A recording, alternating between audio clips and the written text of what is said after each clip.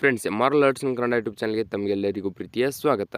ಇವತ್ತಿನ ಈ ಒಂದು ವಿಡಿಯೋದಲ್ಲಿ ನಾನು ನಿಮಗೇನು ತಿಳಿಸ್ಕೊಡ್ತಾ ಇದ್ದೀನಿ ಅಂತಂದರೆ, ಈಶಾನ್ಯ ರೈಲ್ವೆ ಇಲಾಖೆಯಲ್ಲಿ ಖಾಲಿ ಇರತಕ್ಕಂತಹ 1104 ಹುದ್ದೆಗಳ ಬೃಹತ್ ನೇಮಕಾತಿಗೆ ಅರ್ಜಿಯನ್ನು ಸಲ್ಲಿಸುವ ಪ್ರಕ್ರಿಯೆ ಆರಂಭವಾಗಿದೆ.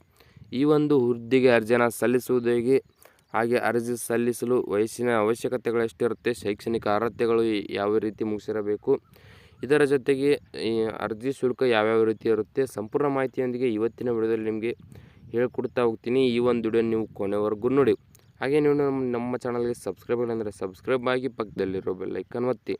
ಮುಂದೆ ನಾವು ಯಾವುದೇ ವಿಡಿಯೋ ಬಿಟ್ಟರೆ ನಿಮಗೆ ತಟ್ಟಂತ ನೋಟಿಫಿಕೇಶನ್ ಬರುತ್ತೆ. ಹಾಗೆ ಈ ಒಂದು ವಿಡಿಯೋ ನಿಮ್ಮ ಫ್ರೆಂಡ್ಸ್ಗಳಿಗೆ ಕೂಡ ಶೇರ್ ಮಾಡಿ. ಇಲ್ಲಿ ನೋಡಿ, ಮೊದಲಿಗೆ ಈ ಒಂದು ಹುದ್ದೆಯ ವಿವರ.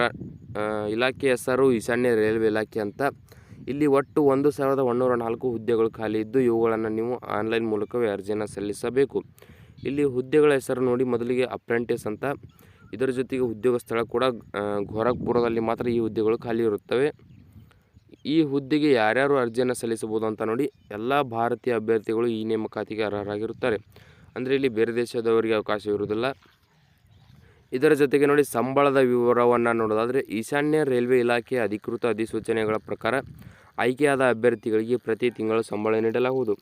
ಅಂದರೆ ಈಗ ನೀವು ರಿಟರ್ನ್ ಟೆಸ್ಟ್ ಮತ್ತು ಇಲ್ಲಿ ಮೆರಿಟ್ ಲಿಸ್ಟ್ ಇದರ ಜೊತೆಗೆ ನೀವು ಆಯ್ಕೆ ಆದರೆ ಅಂದರೆ ನೀವು ಆಯ್ಕೆಯಾದ ನಂತರ ನಿಮಗೆ ಸಂಬಳ ಎಷ್ಟೆಷ್ಟಿರುತ್ತೆ, ಯಾವ ರೀತಿ ನೀಡ್ತಾರೆ ಅಂತ ಅವರು ಹೇಳ್ತಾರೆ.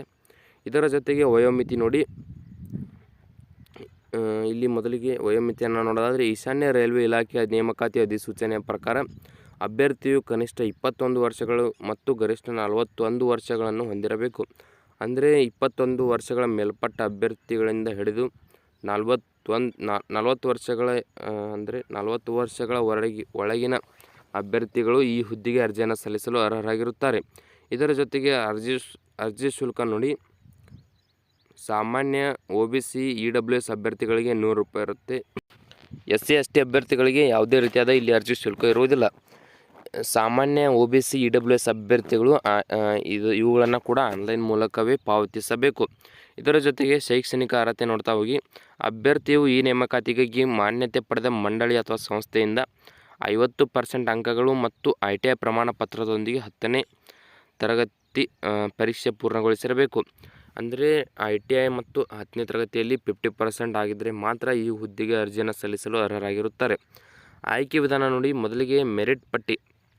ಅಂದರೆ ನೀವು 10ನೇ ತರಗತಿ ಮತ್ತು ITIದಲ್ಲಿ ಯಾವ ರೀತಿ ಅಂಕಗಳನ್ನ ಪಡೆದಿರ್ತೀರಿ, ಅದರಲ್ಲಿ ಪಡೆದಿರ್ತಕ್ಕಂಥ ಅಂಕಗಳ ಆಧಾರದ ಮೇಲೆ ನಿಮಗೆ ಇಲ್ಲಿ ಆಯ್ಕೆ ಮಾಡಲಾಗುತ್ತದೆ. ಇದರ ಜೊತೆಗೆ ನೀವು ಆಯ್ಕೆ ಆದ ತಕ್ಷಣ ನಿಮಗೆ ಡಾಕ್ಯುಮೆಂಟ್ ವೆರಿಫಿಕೇಷನ್ ಇರುತ್ತೆ. ಅದರಲ್ಲಿ ಅಂದರೆ ದಾಖಲೆಗಳ ಪರಿಶೀಲನೆ ಇರುತ್ತೆ. ಅದರಲ್ಲಿ ಪಾಸ್ ಆದರೆ ಈ ಹುದ್ದೆಗೆ ಆಯ್ಕೆ ಆಗುತ್ತೀರಿ.